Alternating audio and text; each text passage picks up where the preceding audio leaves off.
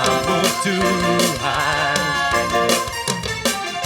Kuat dan penuh kemuliaan, satu suara kami nyatakan, kebesaran-Mu tetap selamanya. Terpujilah nama-Mu Tuhan, ajaib dan penuh keagungan. Satu hati kami nyatakan, kerajaan-Mu kekal selamanya. Oh, oh, oh, oh.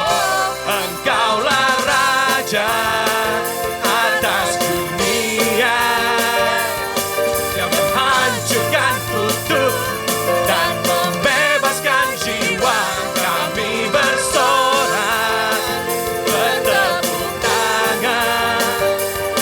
Engkau Tuhan berjaya dan memerintah untuk selamanya. Terpujilah, terpujilah nama-Mu Tuhan, kuat dan penuh kemuliaan. Satu suara kami nyatakan, kebesaran-Mu tetap selamanya. Terpujilah nama-Mu Tuhan, ajaib dan penuh keagungan. Satu hati kami nyatakan, kerajaan-Mu kekal selamanya. Oh, oh, oh, oh. Engkaulah Raja atas dunia, yang menghancurkan kutub dan membebaskan jiwa. Kami bersorak, bertepuk tangan. Engkau Tuhan berjaya dan memerintah untuk. Engkaulah Raja atas dunia, yang menghancurkan kutub dan membebaskan jiwa. Engkaulah Raja atas dunia, yang menghancurkan kutub dan membebaskan jiwa. Kami bersorak, bertepuk tangan. Engkau Tuhan berjaya dan memerintah untuk. Engkaulah Raja atas dunia, yang menghancurkan kutub dan membebaskan jiwa. Kami bersorak, bertepuk tangan. Engkau Tuhan berjaya dan memerintah untuk selamanya.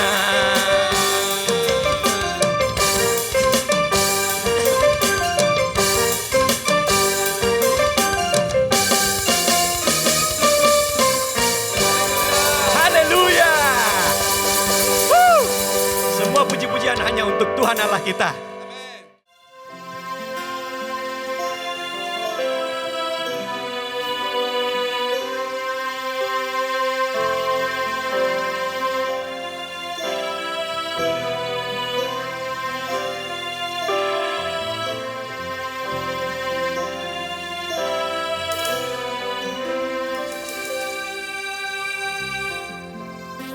Kekuatan di jiwaku, ketenangan batinku, ada dalam hadirat-Mu, ku menyembah-Mu.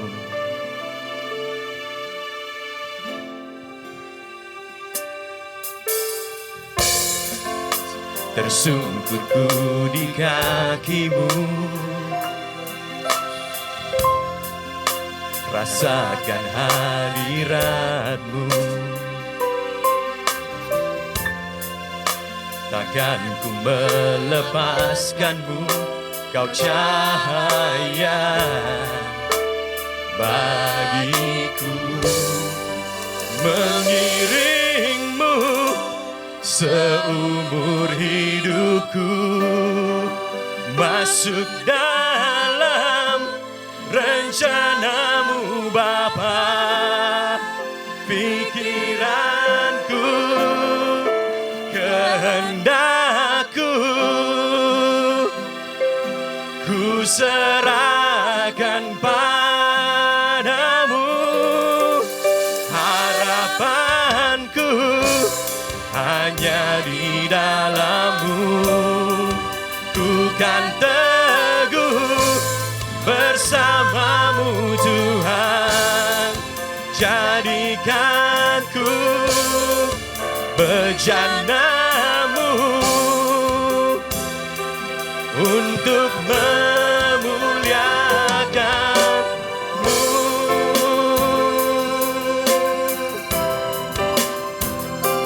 Tersungkurku di kaki-Mu.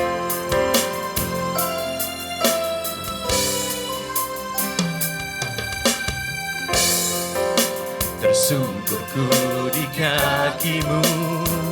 Oh, rasakan hadirat-Mu. Takkan ku melepaskan-Mu, kau cahaya bagiku. Mengiringmu seumur hidupku, masuk dalam rencana-Mu Bapa.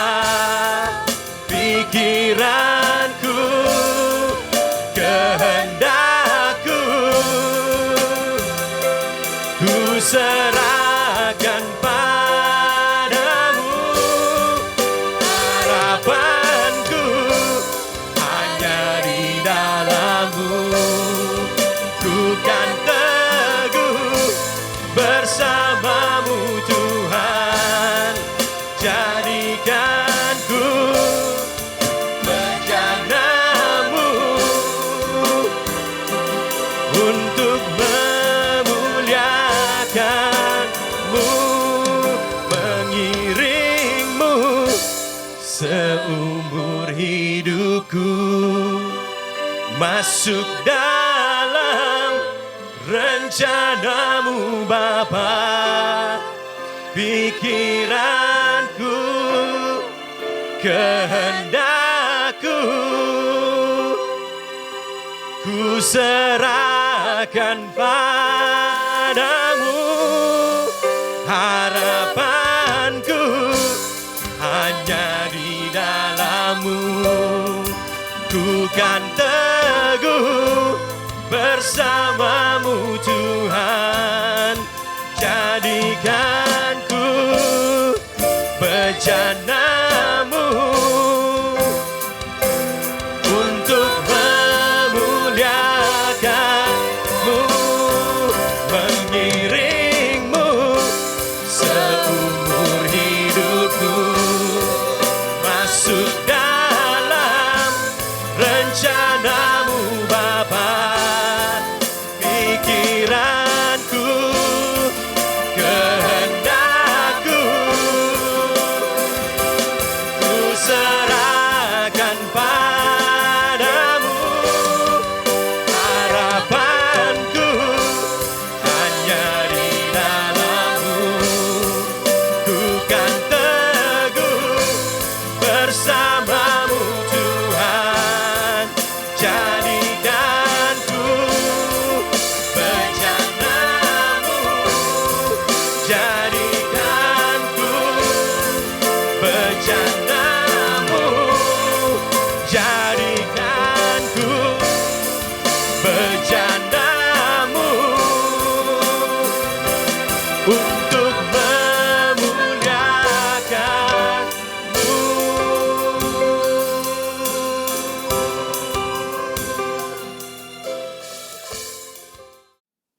Shalom, puji Tuhan kita berjumpa lagi di ibadah pagi ini dan saya percaya Tuhan ada bersama kita. Tanpa dirasa kita memasuki bulan yang baru, bulan ke-6. Ya, ada yang berkata waktu berlalu begitu cepat. Sekalipun menitnya sama, harinya sama, bulannya sama. Tapi memang semakin kita bertambah zaman, kita mengalami percepatan waktu. Oleh sebab itu mari kita membangun iman, mempersiapkan diri untuk masa-masa kekekalan di mana Yesus akan datang kembali, mengangkat kita, dan kita masuk dalam kemuliaannya.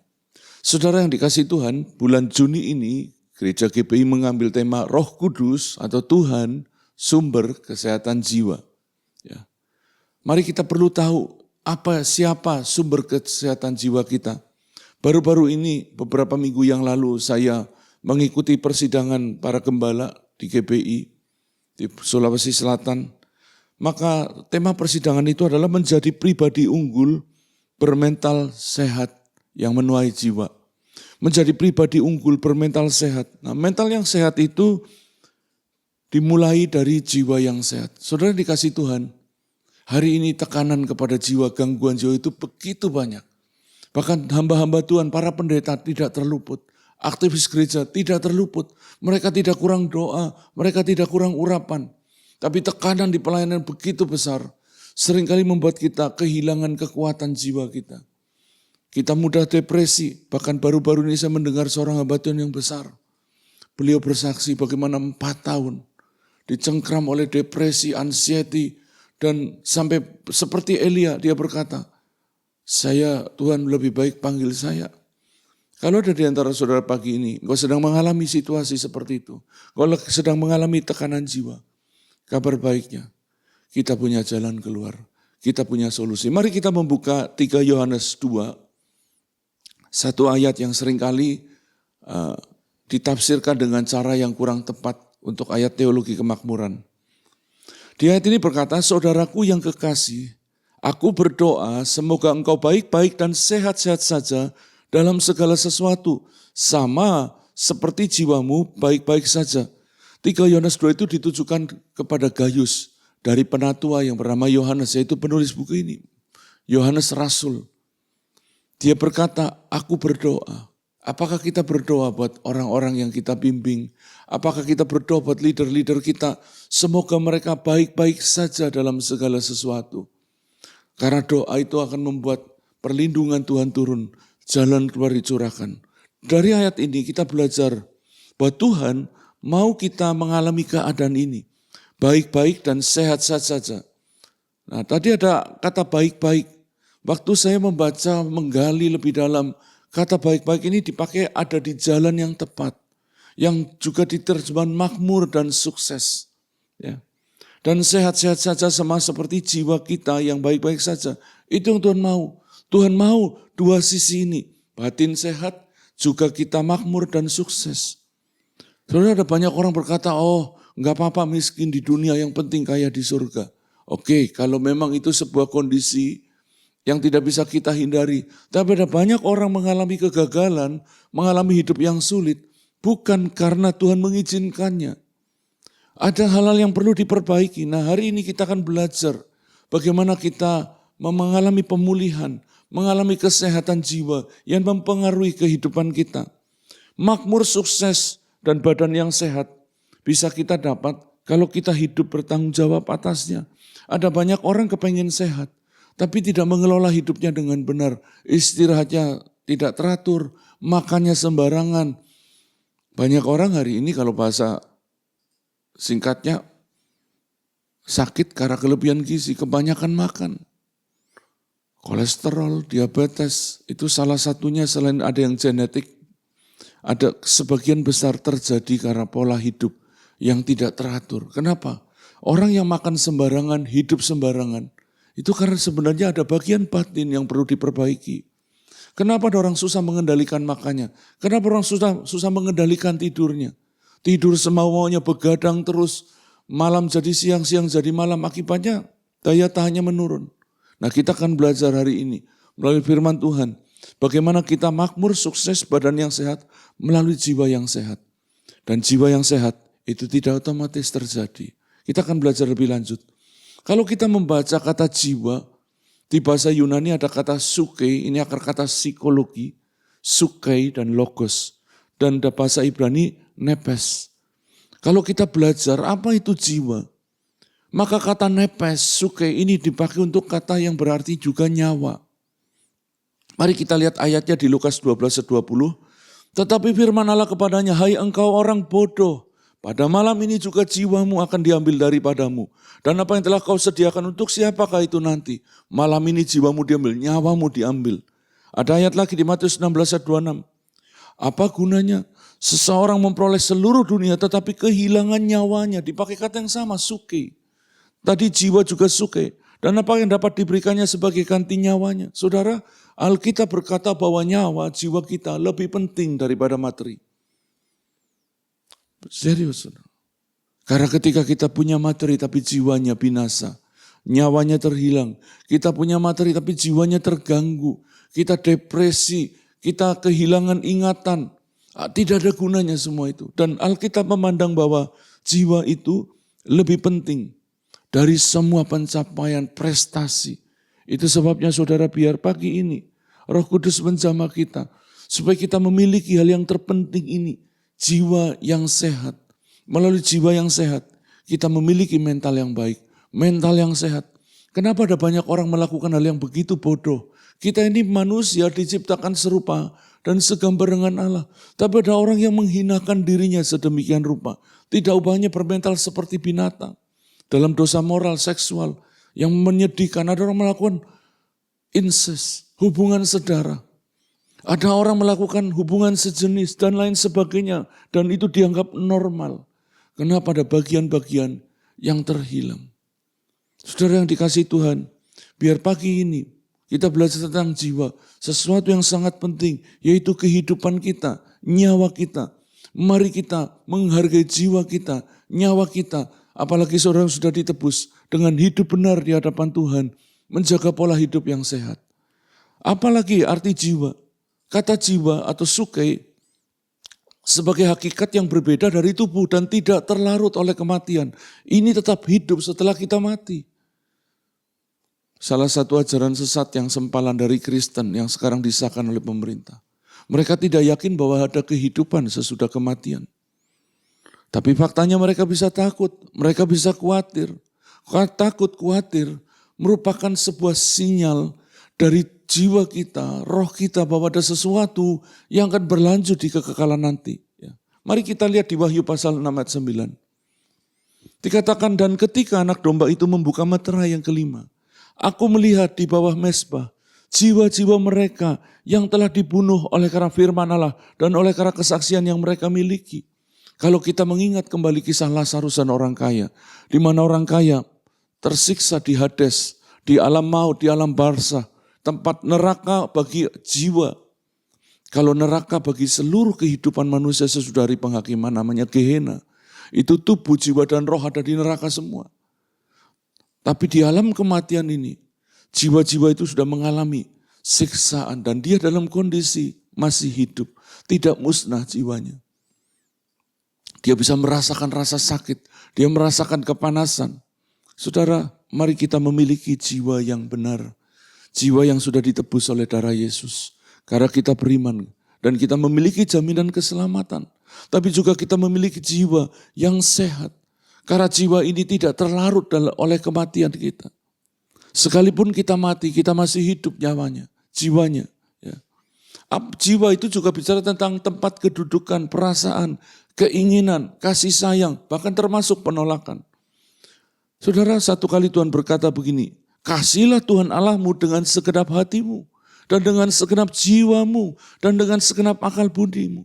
Itulah hukum yang terutama dan yang pertama. Tuhan mau kita mengasihi dia dengan segenap perasaan, keinginan, kasih sayang. Kita mengasihi Tuhan dengan jiwa kita.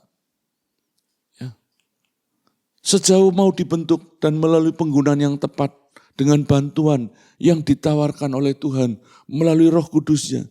Jiwa kita dapat mencapai tujuan tertingginya. Dan mengamankan kebahagiaan abadi. Kita tidak mudah terganggu, tergoncang iman, depresi, atau kemudian putus asa, frustasi. Jiwa dipandang sebagai makhluk moral yang dirancang untuk kehidupan kekal. Banyak orang moralnya rusak karena jiwanya rusak. Dan kita akan belajar bagaimana Roh Kudus, Tuhan, sumber kesehatan jiwa kita bisa menolong kita. Bagi saudara engkau sedang depresi saat ini. Engkau menjadi orang yang antik, aneh. Pagi ini saya percaya Roh Kudus bisa menolong kita. Kita akan belajar tentang jiwa dan hati. Walaupun seringkali kita gunakan mirip ya. Meskipun digunakan secara bergantian hati dan jiwa memiliki makna yang berbeda. Mari kita belajar tentang apa itu jiwa, apa itu hati. Hati bicara tentang, mencakup tentang emosi, perasaan, dan intuisi kita. Itu lebih terkait kepada emosi, perasaan, intuisi. Sementara jiwa mencakup keseluruhan diri, termasuk pikiran, kemauan, dan aspek spiritual. Kita seringkali ada berkata, oh gangguan jiwa, jiwanya terganggu. Ketika jiwa terganggu, maka kehidupan orang itu terganggu. Hati itu cuma bagian kecil. Ya. Kalau digambarkan jiwa itu seperti mobil, maka hati itu sopirnya. Kalau saudara masih mengingat, ada satu ayat yang berkata, jagalah hatimu dengan segala kewaspadaan, karena dari situ terpancar kehidupan. Karena jiwa, ya, hati adalah bagian dari jiwa yang bertanggung jawab untuk mengontrol emosi dan perasaan. Ya. Hati kita yang bertanggung jawab untuk mengontrol perasaan, emosi, sehingga kita memiliki jiwa yang sehat. Ya. Jiwa itu wujud keseluruhan diri kita. Bicara tentang kehidupan kita. Ya. Jiwa itu pusat kesadaran diri dan prinsip-prinsip hidup. Sedangkan hati itu pusat emosi. Banyak orang hidup oleh emosinya. Apa yang terjadi? Maka dia terjebak kepada hidup yang gelap, tanpa tujuan. Satu kali saya disembuhkan oleh ayat ini. Di Yeremia 17 ayat 9. Hati itu lebih licik daripada segala sesuatu. Saya kaget. Saya berpikir tadinya orang lain yang punya hati. Ternyata hati saya sendiri seringkali menjebak kepada hidup yang tidak bersemangat, hidup yang frustasi, hidup yang tidak punya tujuan. Makanya kita berkata orang yang benar hidup oleh iman, bukan oleh perasaan. Perasaan kita itu penipu ulung. Bahkan Amsal berkata, siapa yang percaya kepada hatinya sendiri, dia orang bebal. Bebal itu dungu, bodoh, full. Bahasa Inggrisnya, foolish. Ya, tahu bahwa itu bisa mencelakakan, tapi tetap dikerjakan, itu bodoh banget. Nah banyak orang kita hidup seperti itu, mengalir dalam hati. Sementara hati itu yang mengendalikan, ya jadi sopir. Jangan sampai kita mengalami hidup yang gelap. Karena sebenarnya kita tertipu hati kita, hingga jiwa kita terpengaruh. Saudara, kita akan kembali kepada Tuhan, pencipta dan pemberi jiwa. Mari kita membaca Kejadian 2 ayat 7. Dikatakan ketika itulah Tuhan Allah membentuk manusia itu dari debu tanah. Dan menghembuskan nafas hidup ke dalam hidungnya. Demikianlah manusia itu menjadi makhluk yang hidup. Kata makhluk di dalam bahasa itu dipakai kata jiwa. Nepes, suke. Jadi jiwa yang hidup. Kalau sudah membaca di dalam terjemahan bahasa Inggris, yang King James Version atau Authorized Version, maka kita menemukan bahwa ketika Tuhan menghembuskan nafas hidupnya, manusia menjadi jiwa yang hidup, a living soul. Ternyata Tuhan yang mencipta dan memberi kita jiwa. Ya. Bukan hanya menjadi makhluk hidup, nafas hidup yang Tuhan beri membuat kita memiliki nyawa, perasaan, keinginan, dan kasih sayang, memiliki jiwa. Saudara, Tuhanlah yang menciptakan jiwa kita. Ya. Akibat dosa, jiwa manusia rusak. Dulunya mereka aman dengan Tuhan, mulai menutup diri, menjauhkan diri. Ditanya, engkau ada di mana Adam? Dia sembunyi di pohon-pohonan. Kenapa? Ketika dosa masuk, maka jiwa yang murni yang ditempatkan Tuhan mulai rusak. Tidak lagi berjalan sesuai dengan rancangan Tuhan. Terlebih dengan adanya tekanan, luka hati, melalui perlakuan yang buruk dan hidup yang sulit, baik dari sejak kandungan sampai kita dewasa. Tanpa ada intervensi untuk proses pemulihannya. Tidak heran banyak orang yang antik. Saya juga dalam proses kesembuhan. Saya percaya Tuhan melalui firman ini, saya juga sedang menjadi murid, supaya saya dipulihkan jiwanya. Ada banyak orang mengalami luka dari kandungan, baik yang disadari maupun yang tidak disadari. Ya. Banyak orang tertolak dalam kandungan. Dia tumbuh jadi orang yang pemberontak, keras, karena dia merasa tertolak. Tapi dia tidak sadar siapa yang menolaknya. Kadang-kadang orang tua juga tidak cerita. Saudara, sekalipun rusak, tapi jiwa kita itu ciptaan Tuhan. Sesuatu yang diciptakan pasti ada penciptanya. Dan pencipta pasti tahu cara memperbaikinya apabila ada kerusakan. Amin, saudara. Kabar baiknya, kita bisa dipulihkan karena ada penciptanya. Pencipta tahu bagaimana mereparasi, ya, memperbaiki dan memperbaharui kembali.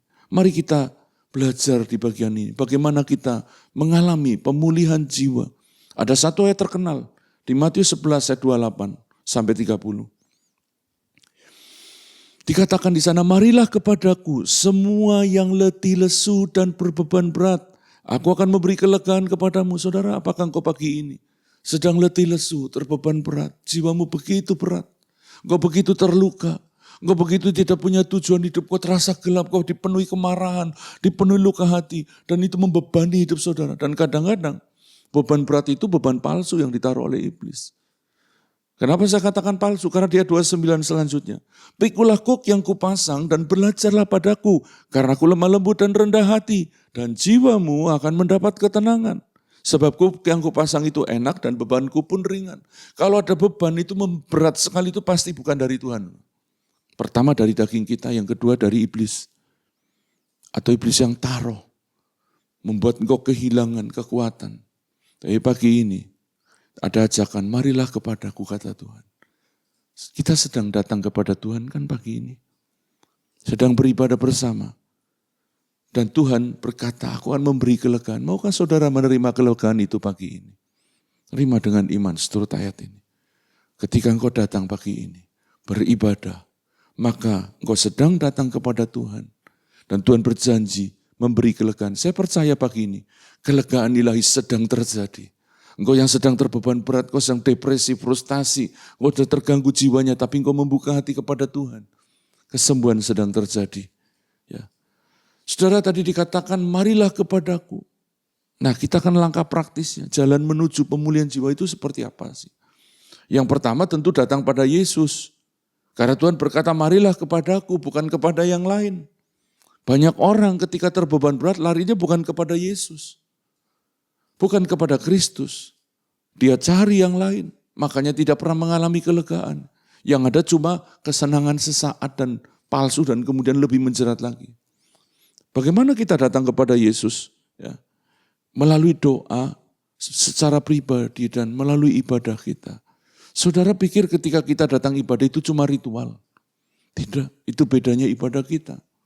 Yesus sendiri yang berkata, di mana 2-3 orang bersekutu di dalam namaku, aku ada di tengah-tengah mereka.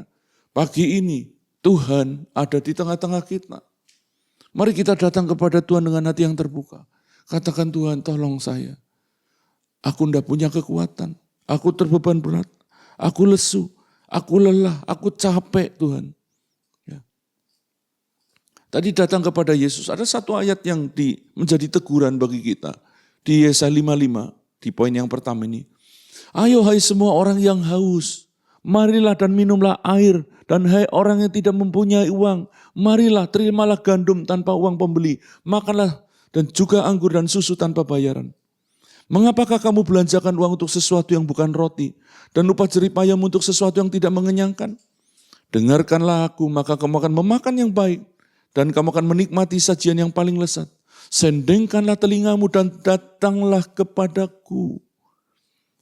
Tadi saya katakan kita sedang datang kepada Tuhan, bukan? Apa janji Tuhan? Dengarkanlah. Kita perlu dengar apa yang Tuhan bicara. Melalui firman, melalui khotbah, melalui suara hati saudara. Apa yang Tuhan sedang bicara, dengarkan. Maka kamu akan hidup. Jiwamu akan hidup. Aku hendak mengikat perjanjian abadi dengan kamu. Menurut kasih setia yang teguh, yang kujanjikan kepada Daud. Saudara, banyak orang menghamburkan waktunya, uangnya, tenaganya untuk sesuatu yang tidak memulihkan jiwanya. Mereka bisa sibuk liburan ke sana kemari. Bahkan mengerikan hari ini. Liburan udah jadi jerat, jadi ikatan yang baru. Hanya gara-gara lihat statusnya orang. Padahal mungkin status sudah 5-6 tahun lalu. Panas, saya harus liburan. Padahal belum waktunya. Dan belum mampu. Apa yang terjadi pulang dari liburan? Stresnya lebih berat. Kenapa? Karena ada hal yang belum selesai. Bagaimana kita mengalami jalan pemulihan kedua, jiwa yang kedua, ya? Tadi datang kepada yang kedua, hidup bertanggung jawab. Persoalan terbesar orang Kristen adalah tidak mau bertanggung jawab. Mereka suka berdalih, suka menyalahkan orang lain. Ya, hidup bertanggung jawab itu artinya tidak lagi berdalih. Hidup bertanggung jawab itu artinya mau jadi murid. Tadi di Matius 11 yang kita baca, pikulah kuk yang kupasang dan belajarlah kepadaku. Saudara, kekristenan itu bukan sekedar agama. Karena Tuhan tidak berkata dia membawa agama. Tapi Tuhan berkata, jadikan seluruh bangsa muridku. Kalau kita cuma datang ke gereja, tidak mau belajar, tidak mau berubah, saudara, saya mau pastikan saudara nggak masuk surga. Kenapa yang Tuhan cari murid? Hanya cukup bayar perpuluhan, bayar persembahan. Tapi kau tidak mau jadi murid, tidak bisa dibentuk. Sesuatu yang tidak bisa dibentuk, tidak bisa dipakai oleh Tuhannya. Maukah saudara pagi ini, engkau jadi murid, seperti bejana, yang siap dibentuk oleh Tuhan. Kalau engkau tidak mau dibentuk itu menyakitkan, tapi tidak dibentuk itu mengerikan, saudara. Mari kita jadi murid. Melalui cara itu hidup kita bertanggung jawab. Kita mau dibimbing, kita mau diarahkan. Ya, pemuridan yang pertama bisa lewat belajar pribadi, tapi kita perlu pemurid. Yaitu gembala, pembina sel group, pemimpin rohani. Makanya saya tidak tertarik untuk bikin acara gede-gede yang hanya jaring orang tapi gak jaring murid. Jaring petualang tapi bukan jaring orang yang mau dipulihkan. Arauna terbuka buat jiwa-jiwa yang mau dipulihkan, yang mau jadi murid.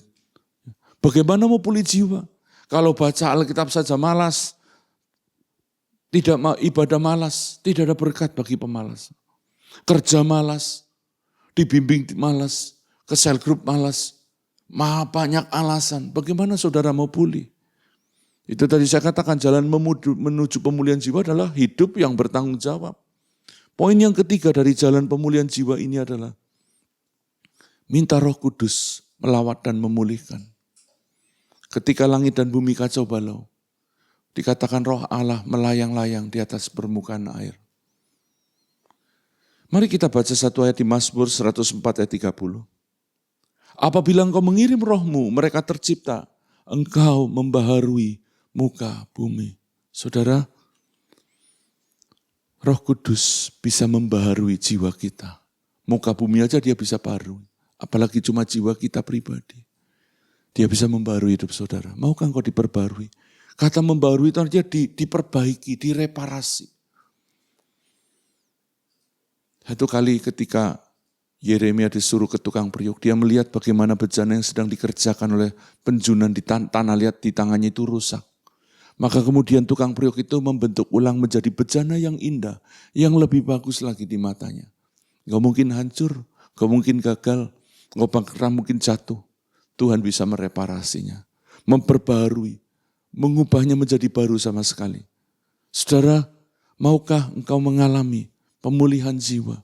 Mari datang kepada Tuhan, terus datang kepada Tuhan, sampai kemudian Roh Kudusnya tercurah dan engkau diubahnya. Ketika Tuhan membarui dan memperbaiki, apa yang terjadi? Mari kita membaca beberapa ayat terakhir ini. Di Yeskel pasal 36 ayat 27, saudara mari siapkan hati sesudah ini, kita akan bersekutu dengan tubuh dan darah Yesus. Ketika kita bersekutu dengan tubuh dan darah Yesus, Tuhan berkata, dia akan kubangkitkan pada akhir zaman karena ada kehidupan Allah di dalam hidupnya. Yeskel pasal 36 ayat 27 dan seterusnya. Rohku akan kuberikan diam di dalam batinmu dan aku akan membuat kamu hidup menurut segala ketetapanku dan tetap berpegang pada peraturan-peraturanku dan melakukannya. Dan kamu akan diam di dalam negeri yang telah kuberikan kepada nenek moyangmu. Dan kamu akan menjadi umatku dan aku akan menjadi Allahmu. Saudara, ketika engkau datang kepada Tuhan dan Tuhan memulihkan kita jadi umatnya Tuhan, jadi anaknya Tuhan, dan Tuhan jadi Allahnya kita. Jangan lari. Tuhan itu tidak mengerikan. Yang mengerikan kalau engkau lari dari Tuhan. Dia 29, aku akan melepaskan kamu dari segala dosa dan kenajisanmu. Mungkin kau berkata, aku terikat dengan kebiasaan buruk. Judi, dosa seksual, keterikat dengan kebiasaan buruk emosional, temperamental. Ya, kalau ketemu orang mau nonjok aja kalau udah emosi, Tuhan bisa melepaskan kita. Dan aku akan menumbuhkan gandum serta memperbanyaknya. Dan aku tidak lagi mendatangkan kelaparan atasmu. Ketika Tuhan memulihkan jiwa kita, berkatnya juga tercurah. Aku juga akan memperbanyak buah pohon-pohonanmu dan hasil ladangmu. Supaya kamu jangan lagi menanggung noda kelaparan di tengah bangsa-bangsa. Supaya engkau tidak malu lagi. Tuhan berjanji. Dan kamu akan teringat-ingat kepada kelakuanmu yang jahat dan perbuatanmu yang lebih tidak baik. Dan kamu akan merasa mual. Melihat dirimu sendiri karena kesalahan-kesalahanmu dan perbuatan-perbuatanmu yang keji. Saudara, ketika Tuhan memperbarui, maka kita sama sekali baru.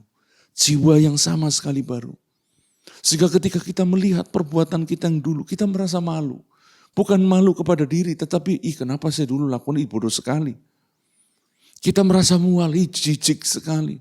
Tapi saudara sendiri sudah tidak dicengkram, karena tadi dikatakan kau sudah dilepas. Maukah saudara dipulihkan jiwamu, hatimu? Roh Kudus, Tuhan adalah sumber kesehatan jiwa, sumber pemulihan. Maukah saudara sembuh pagi ini? Yang pertama, kita perlu datang pada Yesus. Poin pertama, saya ulang lagi. Yang kedua, kita hidup bertanggung jawab. Tidak berdalih lagi, mau dibentuk, mau dibimbing, mau dimuridkan, mau belajar bertumbuh. Waktu kita belajar mungkin kita gagal kita, tapi tidak apa-apa. Namanya juga belajar. Kalau engkau punya semangat jadi murid, maka kegagalan itu justru akan mendewasakan saudara lebih tinggi lagi. Lewat kegagalan pelajarannya lebih dalam lagi. Karena ketika orang mau pulih, waktu dia gagal, dia sangat menyesal. Dia merasa sedih. Tidak dengan sengaja, tidak dengan sukacita. Jadi kalau begitu gagal terus, enggak saudara. Kita yang lagi belajar seringkali gagal. Iblis akan taruh rasa bersalah. Tapi Roh Kudus akan memberikan roh pemulihan. Kalau kita datang kepada Yesus. Yang ketiga adalah minta Roh Kudusan untuk melawat dan memulihkan. Biar pagi ini Roh Kudus melawat dan memulihkan kita. Tuhan sumber kesehatan jiwa kita. Amin. Mari siapkan hati untuk perjamuan kudus. Kita berdoa terlebih dulu. Biar Tuhan menjamah kita. Seperti bejana kita terus dibentuk oleh Tuhan. Diperbaharui. Semakin memuliakan Tuhan. Kita semakin jauh dari kebiasaan buruk. Mari kita berdoa. Tuhan, terima kasih. Kami datang kepadamu. Karena Engkau sumber pemulihan jiwa kami. Engkau sumber kesehatan jiwa kami. Angkat beban kami Tuhan. Baik beban-beban palsu sekalipun. Maupun beban-beban yang terjadi karena begitu banyak pekerjaan. Begitu banyak kesibukan. Kami datang kepada Tuhan pagi ini. Kami percaya kelegaan itu sedang terjadi. Terima kasih Tuhan. Kami juga mau jadi murid. Mau bertanggung jawab. Memperbaiki diri. Kami juga membuka hati kepada Roh Kudus. Mari Roh Kudus, Engkau tahu kekurangan kami, Engkau lihat kelemahan kami. Dan Engkau juga tahu bahwa kami tidak mampu. Pegang tangan kami Roh Kudus, pegang, tuntun kami. Kuasai kami sepenuhnya. Ini hati kami, ini jiwa kami. Terima kasih Tuhan, terima kasih buat firman-Mu. Pagi ini kami juga bersekutu dengan tubuh dan darah-Mu. Melalui perjamuan kudus ini Tuhan, kami mengakui tubuh-Mu dan darah-Mu yang telah diserahkan bagi kami. Ini menjadi peringatan sekaligus persekutuan. Karena firman-Mu berkata, siapa yang makan tubuhku dan minum darahku, dia akan kubangkitkan pada akhir zaman. Saudara, mari siapkan perjamuan kita dan angkat roti lebih tinggi. Kalau engkau yakin bahwa perjamuan kudus ini menjadi persekutuan dengan tubuh dan darah Yesus, mari kita siapkan hati. Bukankah roti yang kita pecahkan pagi ini dan yang akan kita makan sesaat lagi menjadi persekutuan dengan tubuh Yesus? Dan Alkitab berkata oleh bilur-bilurnya kita sembuh. Percayakah saudara bahwa roti ini menjadi persekutuan itu? Kalau engkau percaya katakan amin dan kita akan makan bersama-sama. Amin Tuhan. Dalam nama Yesus. Sesuai kehendakmu, kemanapun Mari kita siapkan cawan. membawa. Kalau engkau percaya bahwa perjamuan kudus pagi ini, mari kita lakukan, merupakan persekutuan dengan tubuh dan darah Yesus. Mari kita lakukan dengan iman. Bukankah cawan yang kita minum ini adalah persekutuan dengan darah Yesus yang telah menebus, menyucikan, dan memeteraikan kita. Kalau engkau percaya katakan amin dan kita minum bersama-sama. Amin Tuhan. Dalam nama Yesus.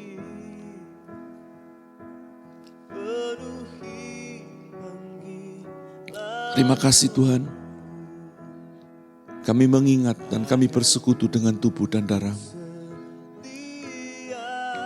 Kau sudah menyembuhkan kami melalui karyamu di kayu salib. Tidak ada yang tidak bisa disembuhkan oleh Tuhan, karena Tuhan sudah bayar, baik tubuh, jiwa, dan roh kami. Bagi ini hamba berdoa buat mereka yang sedang membutuhkan mujizat untuk kesembuhan jiwa, pemulihan dari depresi. Hamba berdoa di dalam nama Yesus, Roh Kudus, lepaskan mereka yang terikat dan terbeban berat. Beri kekuatan baru seperti pada burung Raja Wali. Kami berdoa untuk mereka yang sakit secara fisik.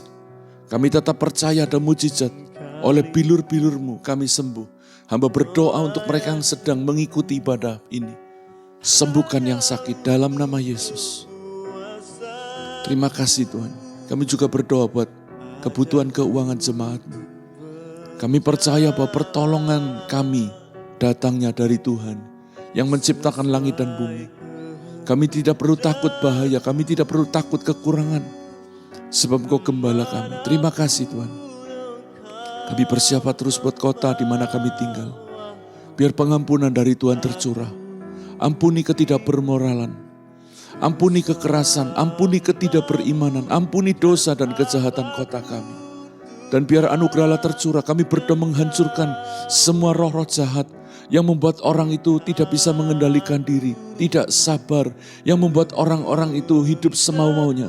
Kami hancurkan pengaruh jahat ini di dalam nama Yesus. Dan biar damai sejahtera turun atas kota Makassar, atas kota kami di mana kami tinggal. Berkati Tuhan, berkati.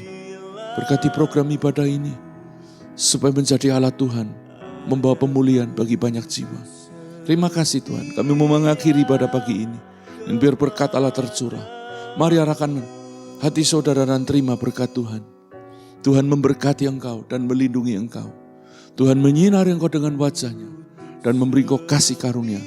Tuhan menghadapkan wajahnya kepadamu dan memberi engkau damai sejahteranya. Dalam nama Tuhan Yesus diberkati setiap saudara. Yang percaya katakan amin.